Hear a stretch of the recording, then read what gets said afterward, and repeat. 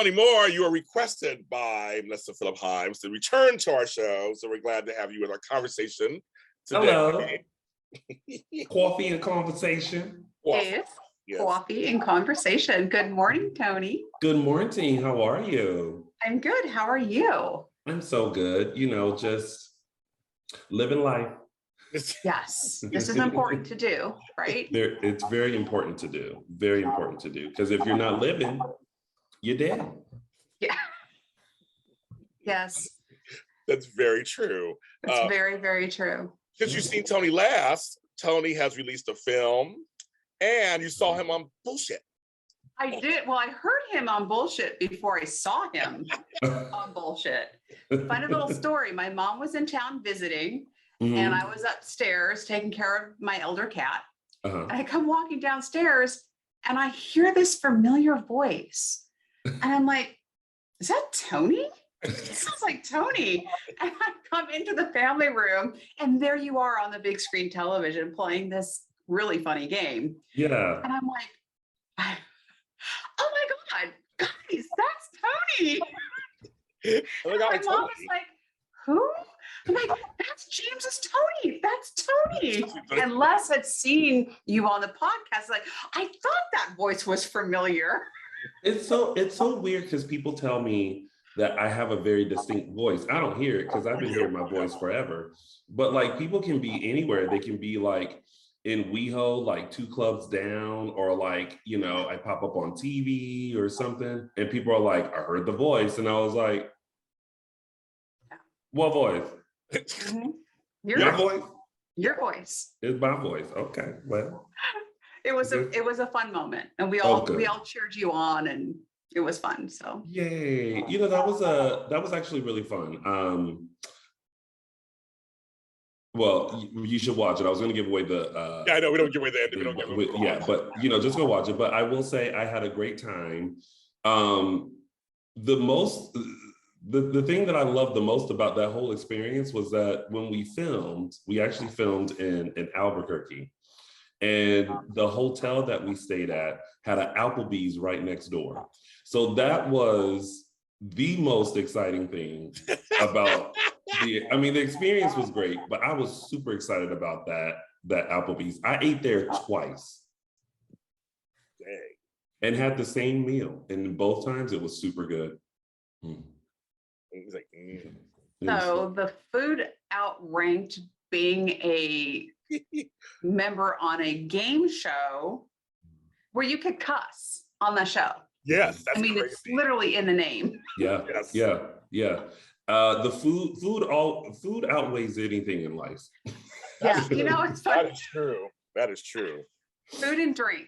Yes, yeah. I'm gonna slip in drink for me because I love my wine.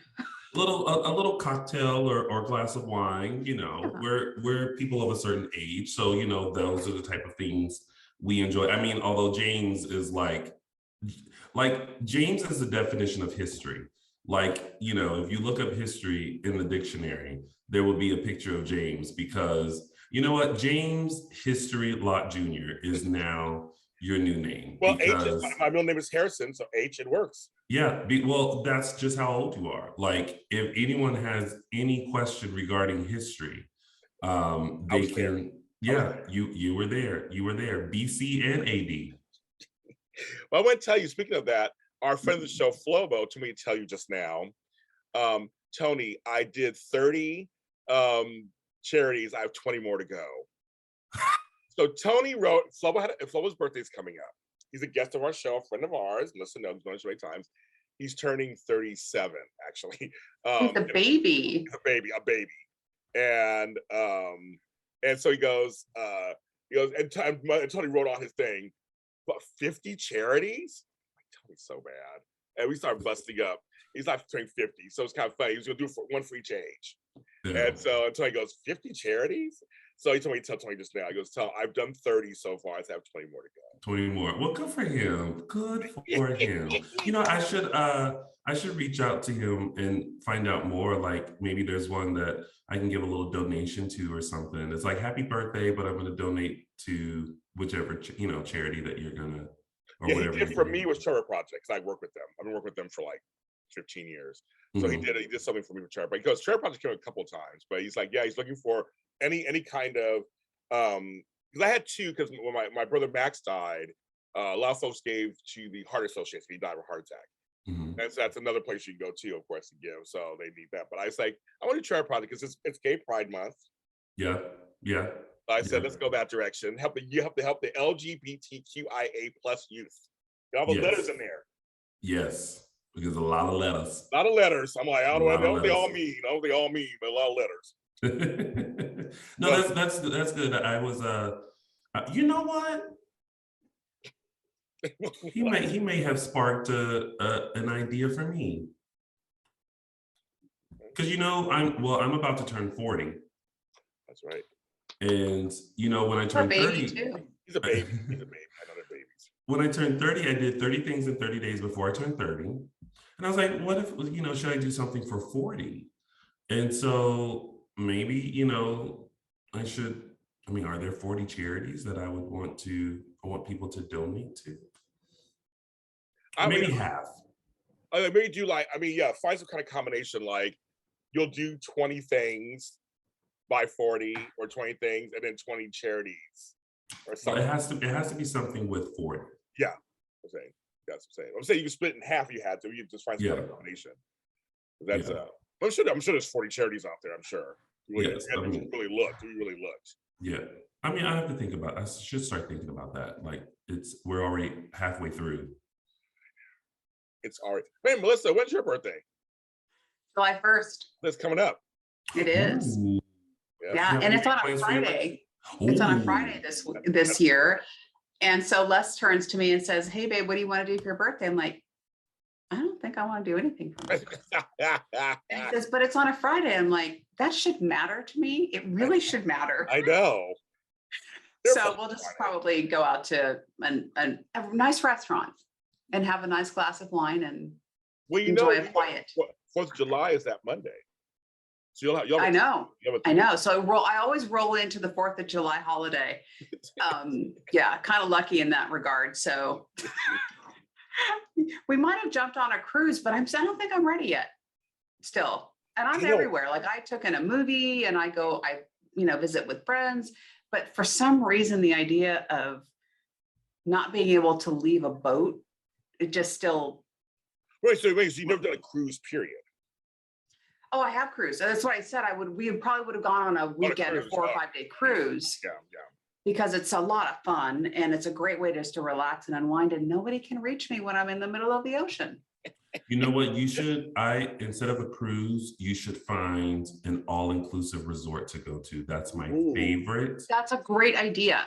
It's like, so a few months ago, back in March, I went to a friend of mine's wedding. And they had it at this all-inclusive resort. I'd never been to an all-inclusive resort before, and it was in Mexico. All-inclusive is now my 2 favorite words, because to just go and know that like everything was like food, drinks, like everything was just paid for and all you had to do was just relax. It was like really nice. So I think maybe instead of a cruise, you should do that. You should find an all-inclusive resort just to go to. That's a great idea, Tony. Yeah. And this is why we love having you on the show. Because I am full of ideas. You are, good ideas. Yeah. Because, if you're just full of ideas, it would be like, but it's good ideas. I like to think every now and then, a good idea, like, slides through every now and then. Which is funny, what Tony's saying is close to what I did. I went to Catalina Island. It wasn't all inclusive, but it was like I went to an island. Everything I needed was right there. I walked, there was no cars. I just took the golf carts and rode around. I did love for like 3 days. I loved this. He's right about that right now. Because my Aunt Faith and I were talking about cruises yesterday, and we're like, are the ships really that clean these days? Like, is everything back to normal? Like, we're kind of curious about that too, because I like cruises. I do, but Tony's right. I did the all-inclusive Atlantis and Bahamas. Mm-hmm. Oh, and that was nice. And literally, that was nice. It's nice. But we flew to Miami. We flew to Miami. Took a little boat over to the Bahamas, to Paradise Island, and I just stayed there for like 4 days. Yeah, me and my stepmom. We didn't go nowhere else. We stayed there. It was everything you drank. Everything was included. food, drink, everything. We're just like, it was crazy. She didn't drink, but I did enough for both of us. So, and all inclusive be good. This is a good idea. Sometimes you just gotta get out from your regular day-to-day surroundings and just like go relax and maybe unplug for a little bit. It really does re-energize you when you go someplace different, and just, or do something out of your norm. Or just get out of your, your regular city. Like even if you just go to the next city, like take a couple hours up, down, left, right, whatever. I don't know how geography works sometimes. But like if you just like get out of your area, it just like there's this new like energy and focus that comes across you, I think, And I think that's why it's good for people just to do that. Like when people get all frustrated and they're stressed and all that kind of stuff, I'm like, just stop like your hustle or what are you doing, and just like take a day to just like, it's very important. People don't realize it. Yeah, I agree. Yeah. I mean, but you have to. I mean, I was so glad to get out of town. I'm like, God, I'm so glad to get out of here. James needed to, because James does a lot.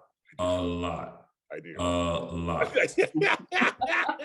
So it was a lot for him to even think about not doing a lot, I was like, James, just like, but you know what? So I will say this. Sometimes I'm afraid to give James advice because it then will somehow affect me. Like it's not supposed to affect me, but it does affect me. And I'm like, I'm just being a friend giving him great advice. However, I somehow get in the mix of whatever decision he makes. And I'm like, yeah, I wanted you to do that, but it shouldn't affect me. Shouldn't affect me. He's giving some good advice. He's actually giving some good advice. I listen to everybody. I don't care what age you are or whatever. If you have something that speaks to me, I take it in. Listen, I still love the advice I gave him when he first came to AfterBuzz. Oh, geez. And James was brand new to hosting, and everything was like, big lights, and it was like, I want to do this, I want to do that, I want to do this, I want to do that, this and that.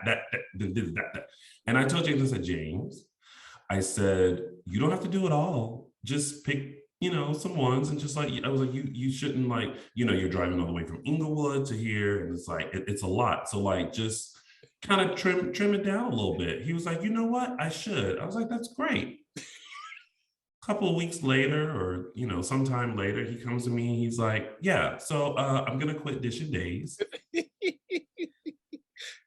I said, James, I suggested you lessen your load, but that didn't include dishing days.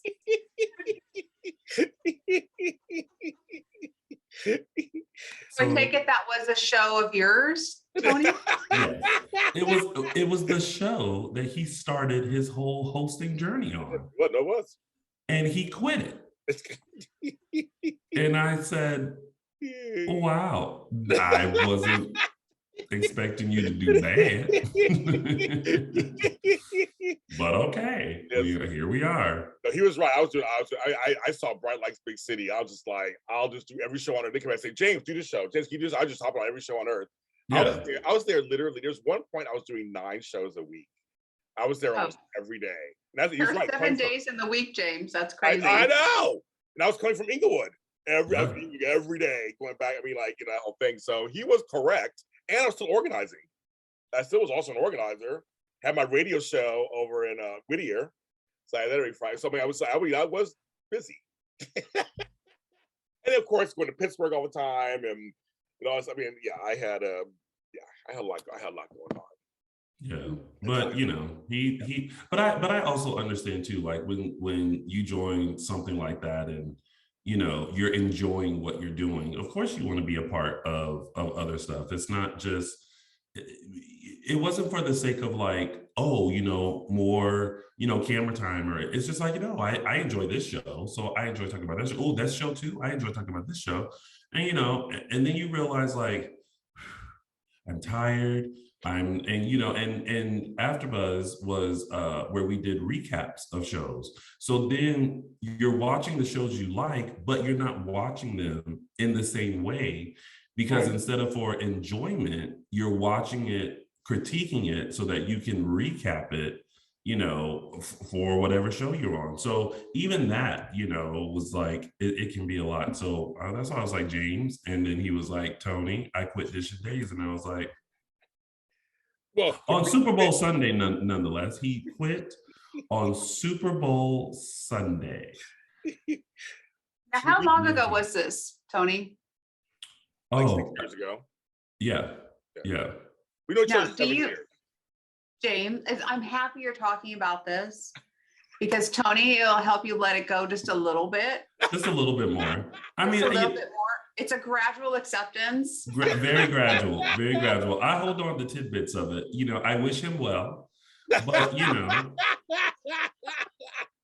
he missed out on a great show. No, we were in the golden age. Sorry, Melissa, what were you gonna say, Melissa? Since you are conducting this. Mm-hmm. You gonna say something? Sorry? Wait, what?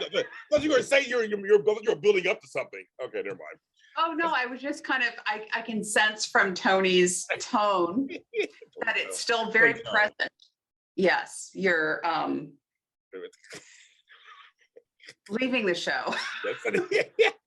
Well, you know, I'll be shady. I don't care. It's my show. I don't care who watched this. It was the golden age when we were on it. Me, him, and Mark J. Fearon, it was the golden age. We found a group. The whole one day there'll be a book out one day about dishing days. One day, who knows? You know, but there was just a lot of things that happened behind the scenes, just in the creation of a show and hosts finding their way, and there's things going on that originally I wasn't supposed to be on the show. They already had a host. I was supporting him. It just, you know, and then and to be fair, I was getting ready to lead a show, the General Hospital after show. So I had my own cast there. And I was doing, this was kind of like this, but then he left. And then naturally the fans liked me, Mark and Tony liked me. It was a natural ascent that I would come into the role and be the third co-host. And it worked. You know, it really was. I look back some of the episodes and we're crazy. Tony, I feel bad for Tony sometimes. My friend Marissa Serafini, same thing. When me and Maria Provenzano, we used to do the early shows of Where to Cost to Heart. Tony and Marissa both had to rein us in all the time because we were just like crazy talk, but in a fun way. Like in a fun way. I look at the episodes, and every once we get Tony every once in a while, and he'd have to laugh. But Mark and I the thing is, we were three opinionated people, but somehow it worked. Yeah. Well, Go ahead. Please go ahead. It worked because we were three individual people with a love for the same show, saw it through different eyes, but were able to come and discuss it in our own way, in a way that allowed each of us to kind of shine and piggyback on each other. You know what I mean? So like, I think there was a point where we didn't care, you know, what we said. We didn't really start censoring ourselves. We said it in a way that was respectful, but we still got out what we wanted to say, whether it was good, bad, or ugly, you know? And I think that when hosting, you kind of have to do that sometimes because people like to relate to you. So if you're consistently thinking about, oh, if I say this, will I be canceled in 10 years? Then you're not really being yourself. You're censoring yourself and not being your authentic self so that people can really relate to you. You know, there's always a way that you can say things in your opinion that are still very respectful and still very you and to your personality, speaks to your personality and things like that. But it's just a matter of getting that out there. And then I wish, you know, just to piggyback on the whole cancel culture, is that sometimes a person can have an opinion 10 years ago, and that opinion has changed 10 years later. Yeah. Some people can do certain things 10 years ago, but have changed 10 years later. And what I hate seeing is now social media has become like a document or what's the word I'm looking for? It's like someone's history of like all their thoughts and things that have happened to them throughout life. And people go and dig for that. They dig for that one tweet. They dig for this thing. And they maybe misinterpret it because you also have to realize the climate was different back then than it is now.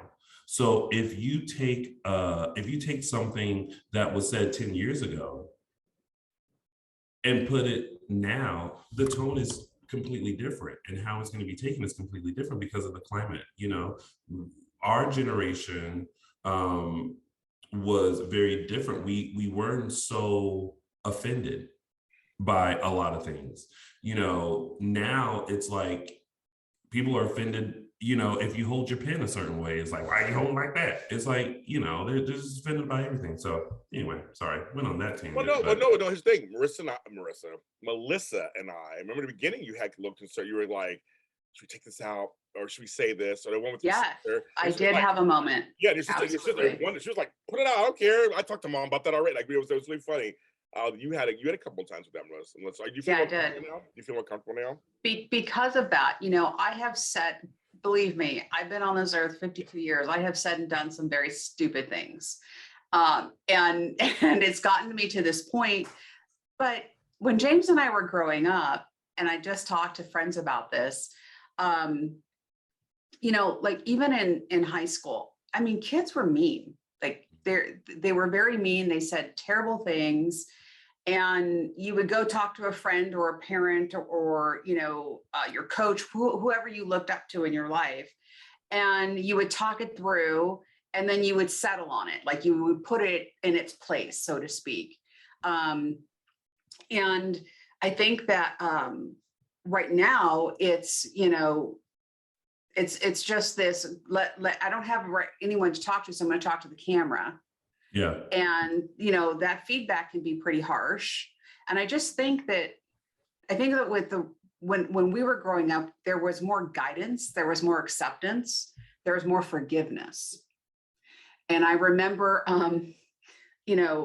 boundaries were very blurred when we were also growing up with boys and girls, and, and some of the things that were said, or, touching, all of that was very blurred when we were growing up. And today, I was at my granddaughter's 5th grade graduation party was yesterday. She's going into middle school. And I remember going into junior high. In our day, that was junior high.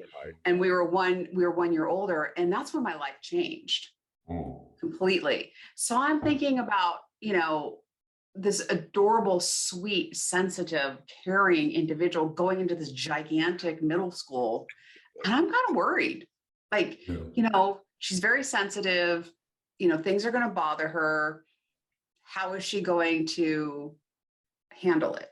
Mm-hmm. She's got a great relationship with her parents, but still, you can't tell Mom everything. So I just hope that she has a friend. She finds a good friend that she can talk to, because we're all going to grow up. We're all going to face hardships and upset. And, it's very competitive. And like I said, kids today they're tough. They're very, very tough. So, well, Melissa, when we grew up, there wasn't social media.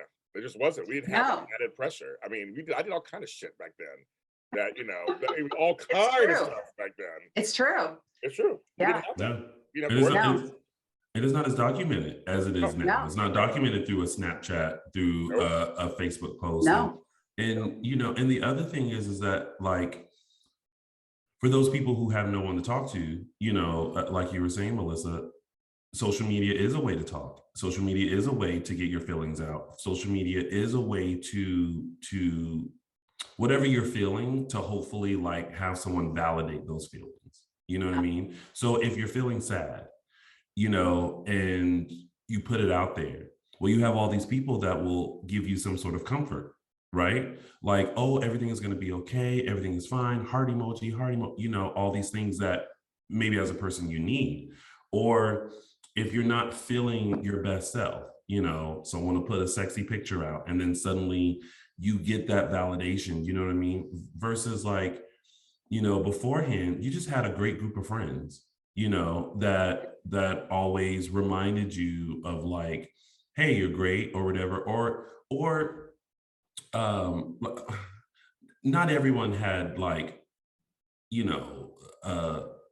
I feel like everyone had a friend, even the person in school that you thought was weird and like not wasn't popular. Like even that person had another weird person that they were able to relate to, and they just like coexisted together. You know what I mean? So, but nowadays, it's all based on, you know, your social media following and how you look and all this stuff. And everything I think that we went through growing up has now been multiplied by like 1,000. So all these insecurities and all these things that we went through that, you know, our group of friends will help us, you know, get through.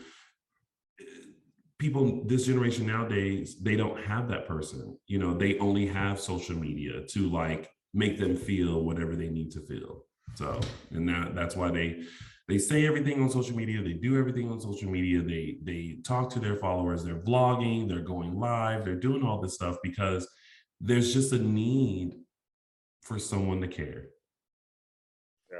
Yes, and I guess my concern is that there's not that connection with another person that's there for them on the other side of the camera. Yeah. And, you know, if, you know, and I also worry about, you know, being the popular one on social media and then making a misstep and people being unkind and unsupportive.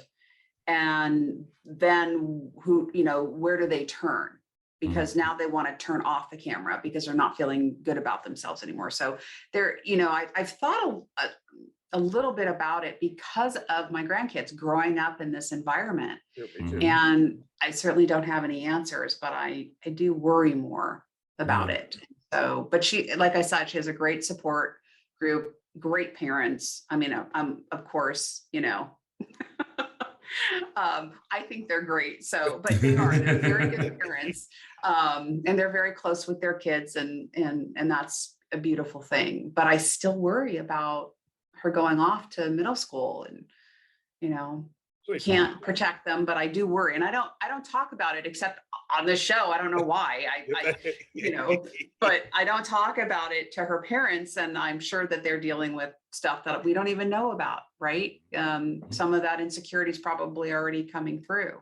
Yeah. You know, I have grandkids too. So I know, and my older grandkids, I will say my two older ones, Zayden and Scarlett, they're very well adjusted. Thank God compared to, I mean, oh, thank God. I'm the younger, now it's the newer ones that are coming.